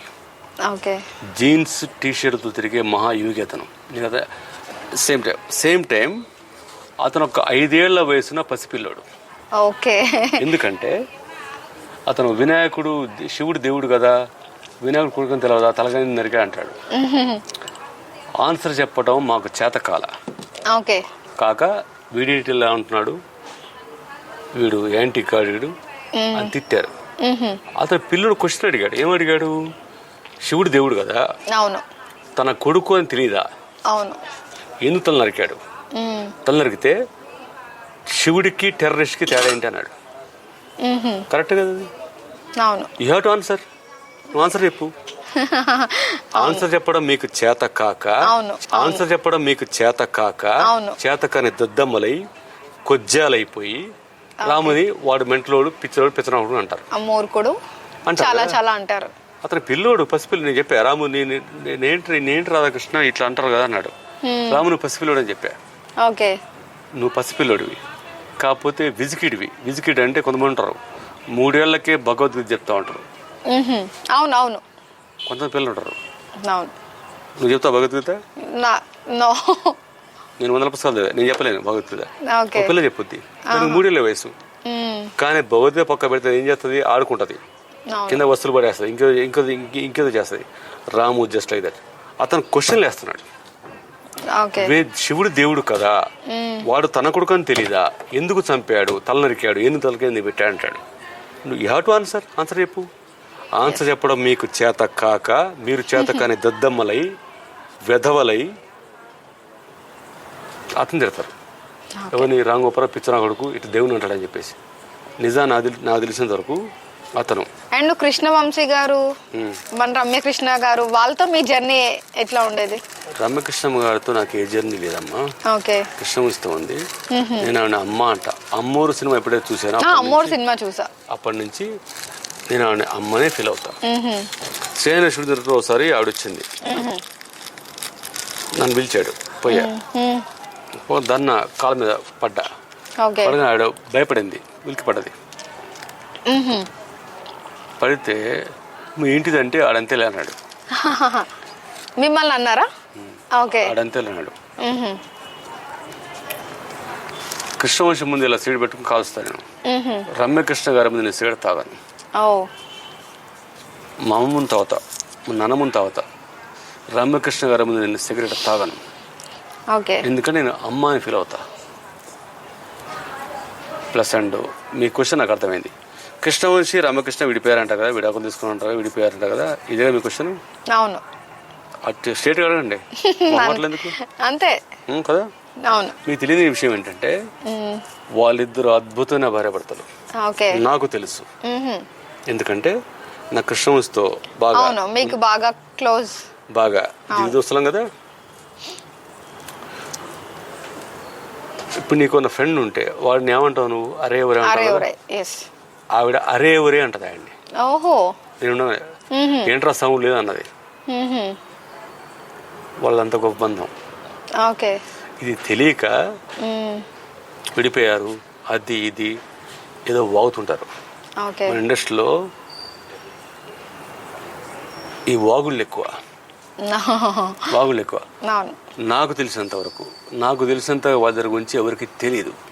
ఎందుకంటే కృష్ణుడిని అత్యంత సన్నిహితంగా ఉండే మనిషిని. వాళ్ళిద్దరు అద్భుతమైన భార్యాభర్తలు. అండ్ పూరి జగన్నాథ్ గారిని కూడా కొంచెం ఇలా ఇలా అంటారు జనాలు. అసలు ఏంటి పూరి జగన్నాథ్ గురించి? పూరి జగన్నాథ్ అనేవాడు నా స్నేహితుడు. ఇద్దరం కలిసి ఏనా కూడా టీ తాపిస్తాడా అని చెప్పి వెయిట్ చేసేవాళ్ళం కృష్ణ ఒక హోటల్లో. వాడు కొంచెం డబ్బులు ఉన్నాయి, వాడు కొంచెం డబ్బునోడే, ఎప్పుడు చూసే వెయిట్ చేసేవాళ్ళం. వాడు సారీ టు సేమ్ దిస్, వాడు గిడ అంటాను ఎందుకంటే వాడు నా స్నేహితుడు. మీకు పూరి జగన్, నాకు జగన్ గాడు. ఓకే, వాడు బంగారం. ఎలాంటి గొప్ప వ్యక్తి అంటే వాడు, ఒకసారి వాడు టీ షాపులు ఉన్నప్పుడు ఎవడో పని చేస్తున్నాడు, తిట్టాడు అన్ని. తిడితే వాడు ఏడుస్తున్నాడు. పోయి అరే నా దగ్గర వచ్చారన్నాడు, తీసుకెళ్ళి ఇంట్లో పెట్టుకున్నాడు. వాడిని పోషించాడు. ఓకే, వాడు మ్యారేజ్ చేసుకున్నప్పుడు ₹1 వాడి దగ్గర లేదు. ఏం చేయాలి అర్థం కావట్లా. అమ్మాయి వచ్చి ఇంట్లో కొంపలు కూర్చుంది, చేసుకోవాలి, ₹1 వాడి దగ్గర లేదు. వీడు సాయం చేసి ఎవడో ఉన్నాడు కదా, వాడు వచ్చి వెళ్ళిచ్చాడు. వాడు దేవుళ్ళని మనిషి, నాకు తెలుసు. పూరి జగన్నాథ్. ఇప్పుడు మీరు పూరి జగన్నాథ్ గారు వైఫ్ గురించి, మ్యారేజ్ లైఫ్ గురించి చెప్పారు కదా, సో మధ్యలో వాళ్ళకి ఎందుకు డిస్టర్బెన్సెస్ వచ్చాయి? అమ్మ, భార్యాభర్తలు అంటే 100 వస్తాయి, 100 పోతాయి. ఓకే, ఇండస్ట్రీ ఏమనుకున్నా కూడా 100 వస్తాయి 100 పోతాయి. ఇద్దరు భార్యాభర్తలా ఉంటారు. ఇంకా చెప్పాలంటే చార్మి తగులుకుందంట కదా. అవును, ఇదే ఫుల్ టాక్. చార్మి పెళ్ళం అంట కదా, పెళ్ళం వదిలేసినట్టు కదా, ఇలాంటివి అంటూ ఉంటారు. అసలు నరం లేని నాలుగు నరం ఉండదు, ఏది పడితే అది బాగుద్ది. మీకు ఏం తెలుసా పూరి జగన్నాథ్ గురించి? వాడు ఎంత కష్టపడ్డాడు, వాడేం పేదోడు కాడు. అండ్ మీరు చార్మి అన్నారు కదా, సో కృష్ణవంశీ గారితో కూడా చార్మికి ఎఫెక్షన్ ఉంది అన్నారు. చార్మి ఎఫెక్షన్ ఉంది అంటున్నారు. కృష్ణవంశీ అంటే చార్మి పిచ్చి. ఎందుకంటే 5,000 రూపాయల కోసం ఏడ్చిన మనిషిని కోర్టు సంపత్యాలు చేశాడు కృష్ణవంశీ. మరి అమ్మాయికి ఉండదా? కృష్ణవంశీ అంటే గౌరవం ఉండదా? అభిమానం ఉండదా? ఉంటది కదా. ఎగ్జాక్ట్లీ. రూపాయి లేని మనిషిని కోటీశ్వరాలను చేశాడు. సేన తర్వాత లక్షలు వచ్చాయి. అంత సేన టైంలో 5,000 రూపాయలు లేక గిలగలాడిపోయింది. నాకు తెలుసు స్వయంగా. నేను దాన్ని రైట్ కదా. ఆ పిల్ల చాలా మంచిది. ఓకే, ఇండస్ట్రీకి తెలిసింది కొంత ఉంటుంది, మా దాంట్లో బాగా తెలుస్తుంది కదా. అవును. ఇప్పుడు చార్మి మిమ్మల్ని గుర్తుపడతారా? చూస్తే గుర్తుపడుతుంది. ఏది గడ్డం తీసేస్తే గడ్డం గుర్తుపడుతుంది. ఓకే. మన పరుచూరి బ్రదర్స్, చిన్ని కృష్ణ గారు ఒకప్పుడు వీళ్ళు మంచి రైటర్స్ కదా. సో ఇప్పుడు వాళ్ళు కొంచెం ఇండస్ట్రీలో వెనకబడి ఉన్నారు కదా, వాళ్ళు ఇప్పుడు ఎలా సర్వేర్ అవుతున్నారు? నేను చిన్ని కృష్ణకు నరసింహనాయుడికి వర్క్ చేశా. ఓకే. శిల్పేకి నా బాగా తెలుసు అతను. నేను వర్క్ చేశా. యాక్చువల్ నరసింహ సెకండ్ హాఫ్ నా వల్లే వచ్చింది. అంటే మీరేం చేశారు అందులో? అంటే మీ వల్ల వచ్చింది అన్నారు కదా. సెకండ్ హాఫ్, ఫస్ట్ హాఫ్ అతను మొత్తం చేశాడు. ఎవరు చేశారు? మన చిన్ని కృష్ణ గారు. సెకండ్ హాఫ్ అతను చేయలేకపోతున్నాడు. ఓకే. 9 నెలలు కూర్చున్నాడు. అప్పుడు నన్ను పిలిచాడు. వెళ్ళి ఆత్మబంధువు అని ఎన్టీఆర్ సినిమా ఒకటి ఉంది. అవును. దళపతి సినిమా ఉంది. అవును, దళపతి కూడా ఉంది. ఈ రెండింటిని కాపీ కొట్టి ఆ సెకండ్ హాఫ్ చేశాం. ఓకే. నేను వెళ్ళిన 9 నెలలుగా సినిమా ఓకే కాలే. నేను వెళ్ళిన 12 రోజులు సినిమా ఓకే అయిపోయింది. మీరు సెకండ్ హాఫ్ పని చేశారా? ఎస్. ఓకే. ఆయన ఎందుకు మళ్ళీ సెకండ్ హాఫ్ లో అదే ఇంట్రెస్ట్ పెట్టలేకపోయారు? చిన్ని కృష్ణ గారు ఆయన చాలా గొప్ప రైటర్ కదా, చిన్ని కృష్ణ గారు కూడా. సో ఆయన ఎందుకు మళ్ళీ సెకండ్ హాఫ్ పెట్టలేకపోయారు, చేయలేకపోయారు? నరసింహ పెద్ద హిట్ అయింది, ఇందిరా పెద్ద హిట్ అయింది, గోమూత్ర హిట్ అయింది. అవును, ఆయన చాలా తర్వాత తను ఎందుకో తను కథలు చేయలేకపోయాడు. కానీ ఆ టైంలో అతను 70 సంవత్సరాల సినిమా చరిత్రని మార్చింది. అది ఇందిరా పెద్ద హిట్ అయింది. అవును. ఎందుకో తను తర్వాత కథ చేసుకోలేకపోయాడు. అండ్ మన పరుచూరి బ్రదర్స్ గారి గురించి కూడా, పచ్చి బ్రదర్స్ 1982 నుంచి మొన్న చిరంజీవి గారి సైరా వరకు వాళ్ళు వెళ్తా వచ్చారు. అవును. పచ్చి బ్రదర్స్ లాంటి రైటర్స్ ఇండియాలో ఎవడూ లేడు. మరి ఇప్పుడు ఎందుకు డౌన్ అయిపోయారు వాళ్ళు? వాళ్ళు ఏజ్ అయిపోయింది అమ్మా, ఇప్పుడు 60+ వాళ్ళు మొదటి ఇద్దరు కూడా. 60+ అంటే కానీ 60+ లో కూడా చిరంజీవి గారికి సైరా అన్న సినిమా ఇవ్వగలిగారు కదా. అవును. ఇంకంతగానే ఇంకేం కావాలి, ఇంకేం చేస్తారు వాళ్ళు? అవును. అంటే ఇది 60 years అయిపోయింది కదా అన్నారు కదా, ఇది మనం ఫిజికల్ గా వర్క్ చేసేది కాదు కదా. కాదు. సో ఇప్పుడు మళ్ళీ ఎందుకు ఇంకా వాళ్ళు రాలేకపోతున్నారు? ఇప్పుడు పరుచూరి బ్రదర్స్ గారు ఇన్ని ఇయర్స్ వర్క్ చేసి ఇండియాలో ఏ రైటర్స్ కూడా వాళ్ళున్నంత టైం పీరియడ్ ఎవరు లేరు. ఓకే. అది ఒక్క పచ్చి బస్కే సాధ్యపడింది, ఎవరికి సాధ్యపడలా. సో వాళ్ళు చేశారు, మీరు ఆ టైం అయిపోయింది. ఓకే. ఇంత గొప్ప వాళ్ళతో చేసి మీరు మధ్యలో ఎందుకు ఎస్కేప్ అయిపోయారు? ఇంత మంచి కెరియర్ ని మీరు అసలు ఎందుకు బిల్డ్ చేసుకోలేకపోయారు? ఇంత నాలెడ్జ్ ఉంది, ఇంత అవకాశాలు వచ్చి ఆఫర్స్ అన్ని మీ కాళ్ళ దగ్గరికే వచ్చాయి, మీరు ఎక్కడికి వెళ్ళలేదు. బట్ ఎందుకు మిస్యూజ్ చేసుకున్నారు? మిస్యూజ్ అనేది నీ ఒపీనియన్. ఓకే. నా ఒపీనియన్ అంటే నాకు మనుషుల మీద విరక్తి వచ్చింది. నా కుక్కలు మొక్కలు తప్ప నాకు సంబంధం లేదు. అవును. ఇప్పుడు హైదరాబాద్ నాకు 150 కుక్కలు ఉన్నాయి. నేను ఏరియా నైట్ పోయినా కూడా 10 కుక్కలు వస్తాయి నాకు. మాదాపూర్ కానీ ఇక్కడ కానీ ఎక్కడ పోయినా సరే మాఫియా అంటారు కదా, నాకు డాగియా ఉంది హైదరాబాద్లో. అండ్ ఏంటి అసలు ఈ మొక్కలు, ఇది అసలు ఏంటి, దీని గురించి మాకు కొంచెం చెప్పండి. మొక్కలు అనేవి అంటే ఒక్కొక్క మొక్కకి ఒక్కొక్క విశేషంగా పెంచుతున్నారు మీరు. ఎస్. అక్కడ శివుడు ఉన్నాడు కదా. అవును. రావి చెట్టు వేప చెట్టు ఉంది. నా ఇల్లే ఒక దేవాలయం. ఓకే ఓకే, మరి మీరు దేవాలయం పెట్టుకుని మందు కొడతారు కదా అంటారు కదా. అంటే మీ ఉద్దేశం ఇది తప్పు కాదు అని చెప్పారు కదా. నాకు తప్పు అంటే కాఫీ తాగుతారు, టీ తాగుతారు, మందు తాగితే తప్పేంటి అని మీరు అన్నారు కదా. తప్పేంటి కాదు, నాకు కాఫీకి డ్రింక్ మీకు తేడా ఉంటది, నాకు తేడా ఉండదు. ఓకే, ఎందుకంటే నేను డ్రింక్ చేస్తే పిచ్చి వాగుడు వాగాను. అండ్ మన బుద్ధుడు బొమ్మ పెట్టి అక్కడ ఒక స్కెలిటన్, ఇక్కడ ఒక మందు, అసలు ఏంటి మీ ఉద్దేశం ఏంటి? మీరు ఒక నిజంగా ఒక పిచ్చితనంతో చేస్తున్నారా ఏంటిది? మీకు నిజంగానే పిచ్చుందా? ఇన్ యువర్ విజన్ అంటే ఈ ప్రపంచ విజన్లో నువ్వు చెప్పింది కరెక్టే, కానీ నా విజన్లో నువ్వు ఒక ఆడపిల్లవి, డ్రింక్ చేస్తున్నా, నేను నీతో ఏమైనా అసభ్యంగా ప్రవర్తించాను, నో నో మిస్బిహేవ్ చేశాను కదా? సరే కదా? లేదు లేదు. That's my power. నైస్. నేను నిన్న బిడ్డలా ట్రీట్ చేస్తాను.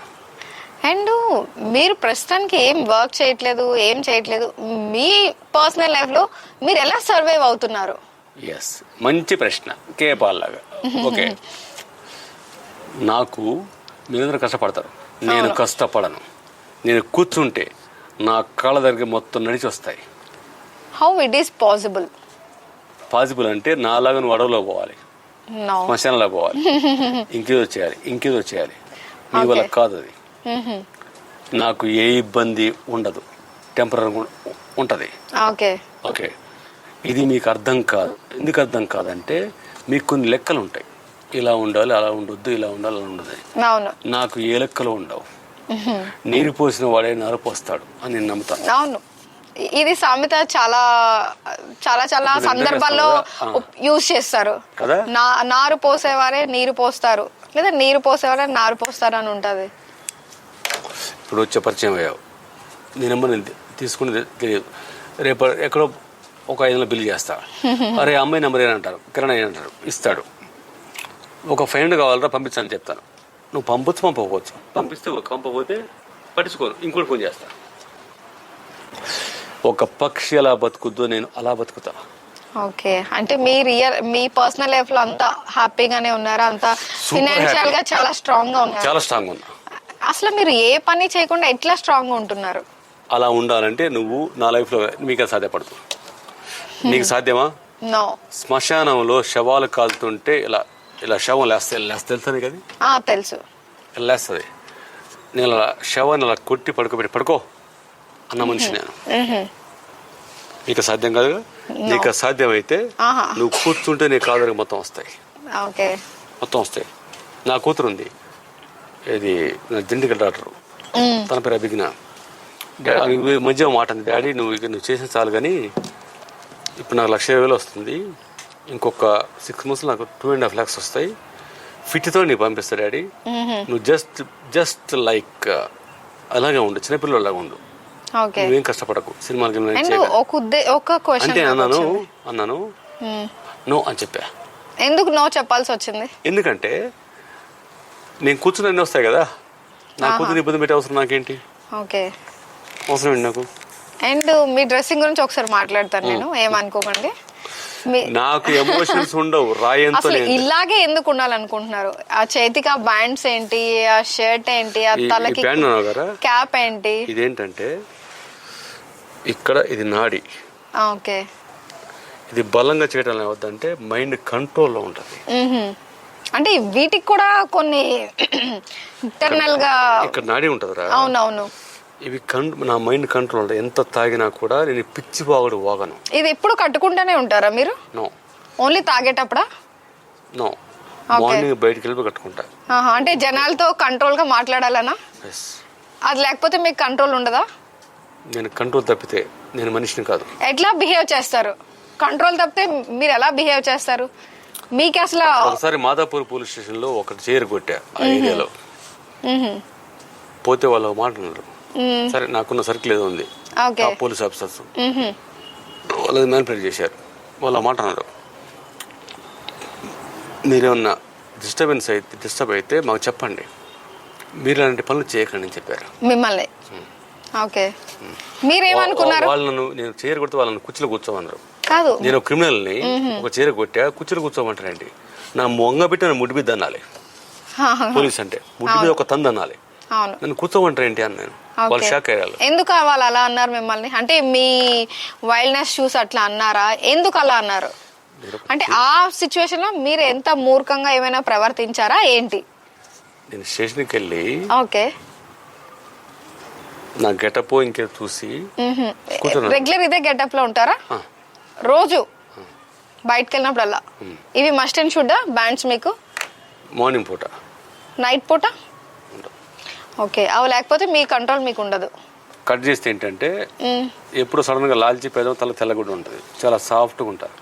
ఓకే, బాబాలకు ఉంటారు, చాలా సాఫ్ట్గా ఉంటారు. ఎంత సాఫ్ట్ అంటే ఎవరు వచ్చిన తంది అంతే, సార్ మీకు ఎందుకు అంత కోపం వచ్చింది సార్ ఇందని నేను అడుగుతా. ఈ గెటప్ ఉన్నప్పుడు ఎవడన్నా చిన్న డిస్టర్బెన్స్ చేస్తే చాలా దారుణంగా ఉంటుంది. అయితే ఇవి కంపల్సరీ మీరు యూజ్ చేయాలంటారు, లేదంటే మీకు కంట్రోల్ ఉండదు. ఓకే, ఒకవేళ మీరు కంట్రోల్ తప్పితే ఏం చేస్తారు? ఒకసారి మన చీర కొట్టా. ఓకే, అంటే ఇరగొట్టారు, దట్స్ ఓకే. ఎందుకు ఇరగొట్టారు? అంటే ఆయనతో మీకు ఏమైనా ఇబ్బంది కలిగిందా లేదంటే? మా అమ్మ గురించి అన్నాడు. ఓకే, అలా అంటేనే మీరు చేస్తారు. నార్మల్ గా అయితే మీరు మనుషుల్ని ఏమన్నారు. ఓకే, ఎవరి జోలికి పోను, నా పని నేను చేసుకుంటా. ఓకే, సో మీ టాపిక్ తీసుకొచ్చారు కాబట్టి మీరు అట్లా బిహేవ్ చేయాల్సి వచ్చిందా? అదే ఇది కట్టుకొని ఉంటే మీరు, ఆయన అలా మీ మదర్ అన్నప్పుడు మీరు ఈ బ్యాండ్స్ కట్టుకొని ఉన్నప్పుడు? నేను చాలా కూల్గా ఉంటా. ఓకే, నేను ఏం తప్పు చేసేసారని అడుగుతా. ఒక్కసారి ఇది కనుక పక్కకు పోతే ఎంత వైల్డ్ అంటే జస్ట్ లైక్ యానిమల్. ఓ, ఒకసారి మాదాపూర్లో టాపిక్ మొత్తం ఆపి చీర కొట్టి మీద కూర్చున్నా. ఎందుకు అలా చేయాల్సి వచ్చింది? ఫోన్ చేయరా అన్న. అంటే ఎందుకు, ఏ సిచ్యువేషన్ అలా చేయాల్సి వచ్చింది? అమ్మగారు నువ్వు మాట్లాడు. ఓకే, నన్ను మాటని పట్టించుకోను, తంతే పట్టించుకోను. అమ్మనంటే ఊకోను కదా.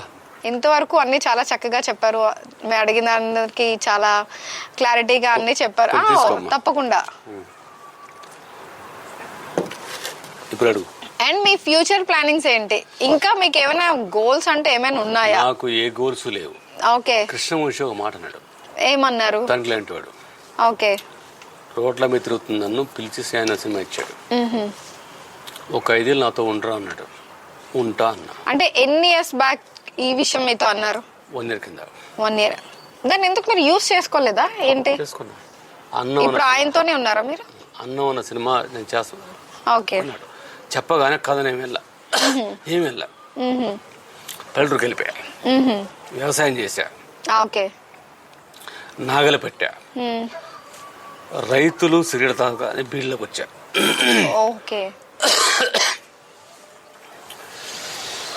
ఒక 6 months పల్లెటూరులో బతికా. ఎందుకంటే నేను రాయాలంటే నేను కూడా రైతులు అయిపోవాలని, అది అతనికి ఇష్టం. ఓకే, ఇంకా అదే నేచర్ లో ఉండి వాళ్ళ లైఫ్ స్టైల్ అన్ని చూసుకొని అదే నేచర్ లో ఉండి మీరు దానికి కనెక్ట్ అయ్యి రాసారా? రాసే ఇంకా సినిమా స్టార్ట్ కాలే అవుద్ది. ఓకే, కృష్ణవంశీ గారితో ఒక 5 years ఉండాలని ఉంటాను. ఇంకెవరిని వస్తే చేస్తాను. ఓకే, ఇవే మీ ఫ్యూచర్ ప్లానింగ్స్? అంతే. కృష్ణవంశీ గారి కంటే ఓన్లీ 5 years ఉంటా. ఓకే, అంటే ఈ 5 years లో కృష్ణవంశీ గారి కంటే మంచి బిగ్గెస్ట్ ఆఫర్, పెద్ద మంచి ఆఫర్ వచ్చినా మీరు వెళ్తారా?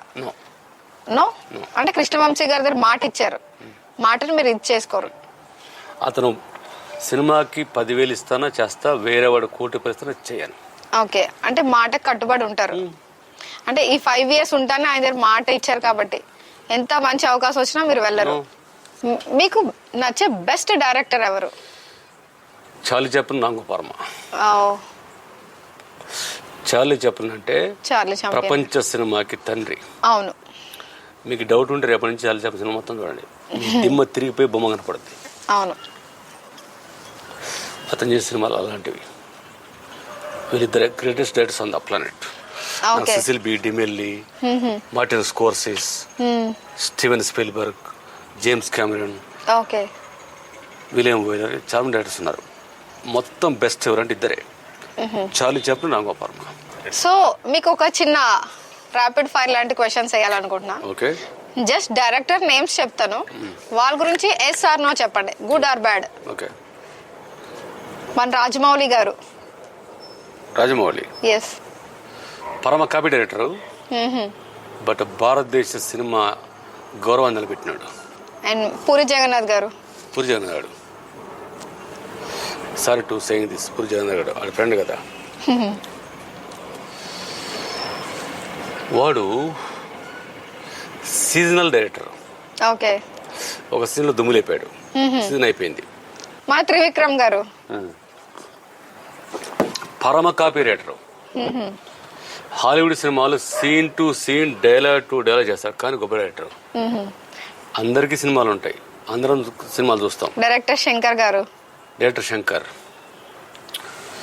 70s లో వచ్చిన సినిమాలను మొత్తం కాపీ దొబ్బి గొప్ప గొప్ప సినిమాలు చేశాడు. ఓకే. వివి వినాయక్ గారు. వినాయక్ మంచి కథ ఉంటే గొప్ప డైరెక్టర్, లేకపోతే పరమచిత డైరెక్టర్. బోయపాటి శ్రీను గారు. బోయపాటి సీను. బోయపాటి సీను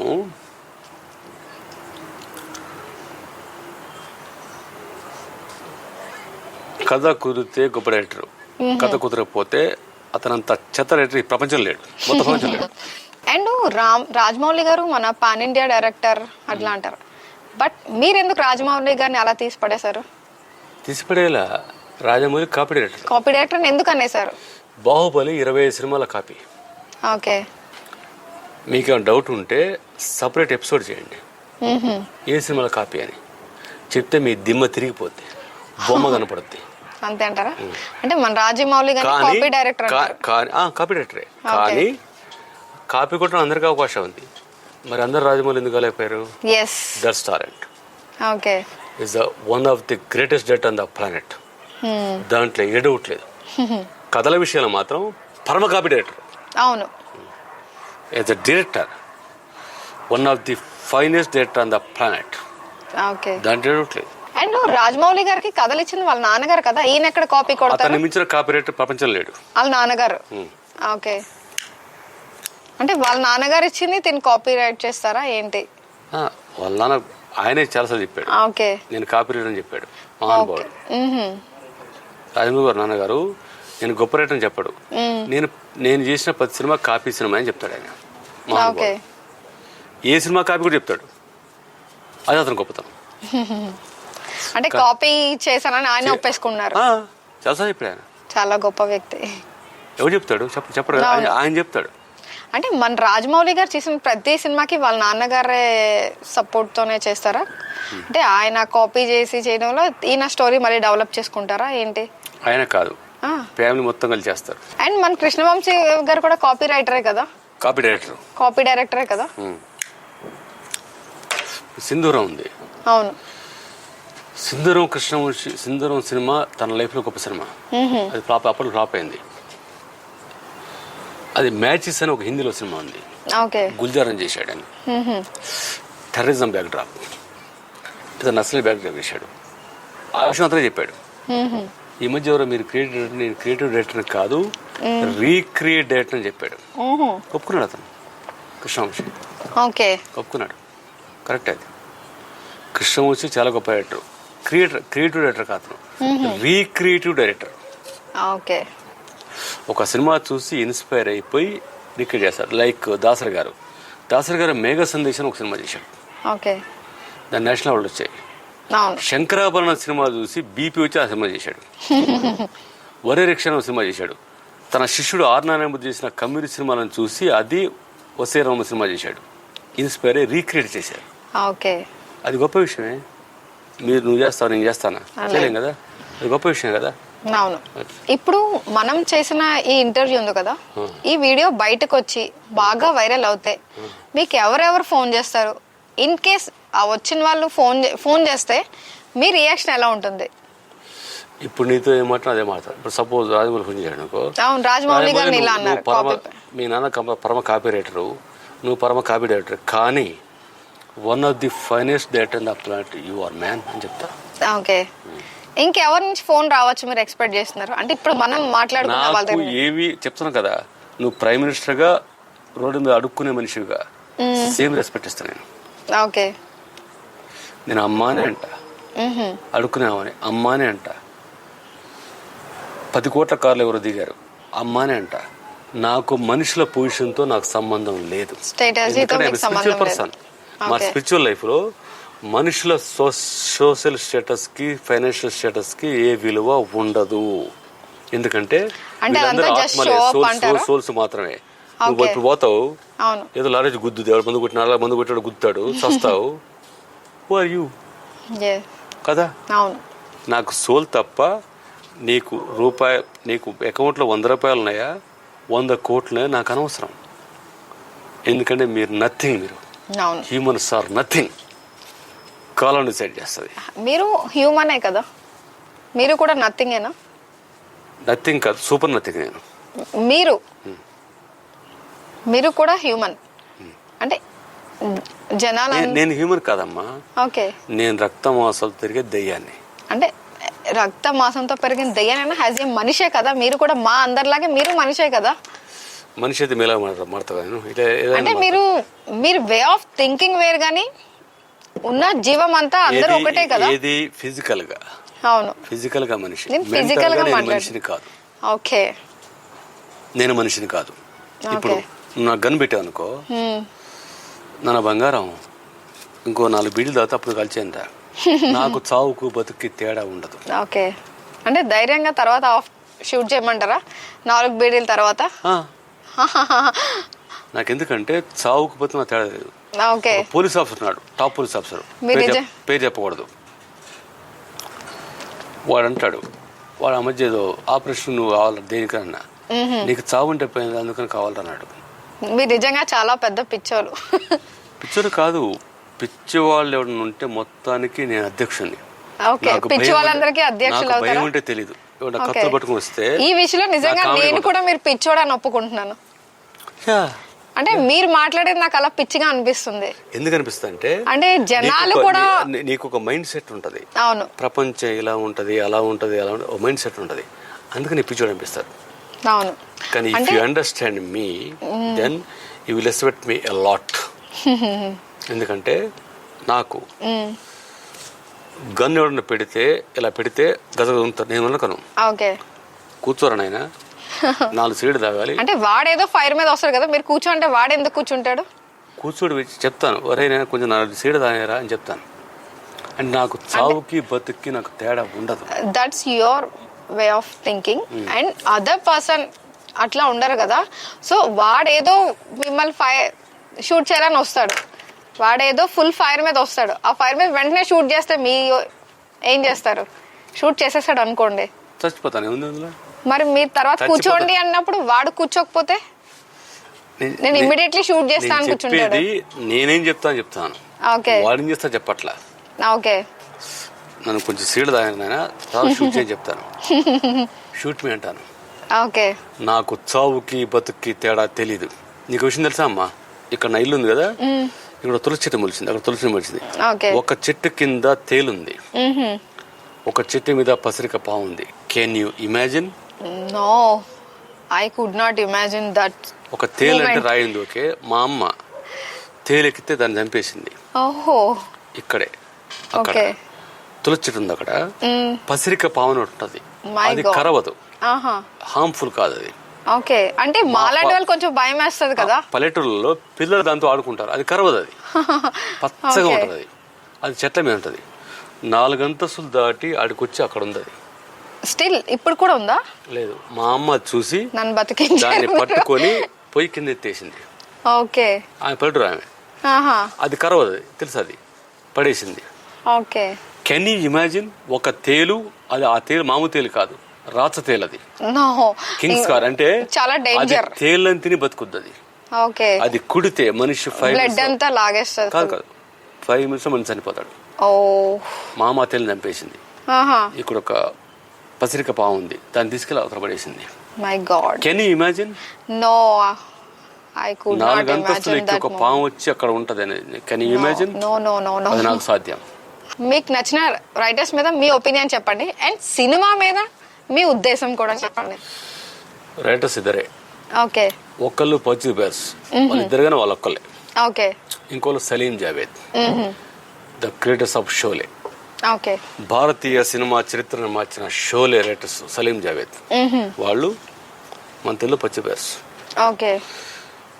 ఎవడు ఎంత పెద్ద గొప్ప రైటర్ కానీ వాళ్ళిద్దరి ప్రభావంతో రైటర్ అవ్వాల్సినోడే, వాళ్ళ కాళ్ళకు దండ పెట్టాల్సినోడే. ఓకే. ఇద్దరు గొప్ప రైటర్స్. వీళ్ళు కాక ఆత్రేయ ఒక ఆయన ఉన్నాడు. ఇక ఆయన వీరిద్దరి పై స్టేజ్. మనసుకంతే ఇంతే మనిషి బ్రతికింతే, మనసున్న మనిషికి సుఖము లేదంతే అని రాసిన మహానుభావుడు ఆయన. పాట రైటరు, డైలాగ్ రైటరు. మీకు ప్రేమ్ నగర్ ఒక సినిమా చూడండి, ఆయన డైలాగ్స్ రాశాడు, పాటలు రాశాడు. మీరు ఆ డైలాగ్స్ తో మీరు షాక్ అవుతారు. ఓకే. ఈ ముగ్గురే ఇండియాలో గ్రేటెస్ట్ రైటర్స్. అండ్ రాధాకృష్ణ గారు, వచ్చే ఫ్యూచర్ జనరేషన్ కి మీరు ఇచ్చే సలహా ఏంటి?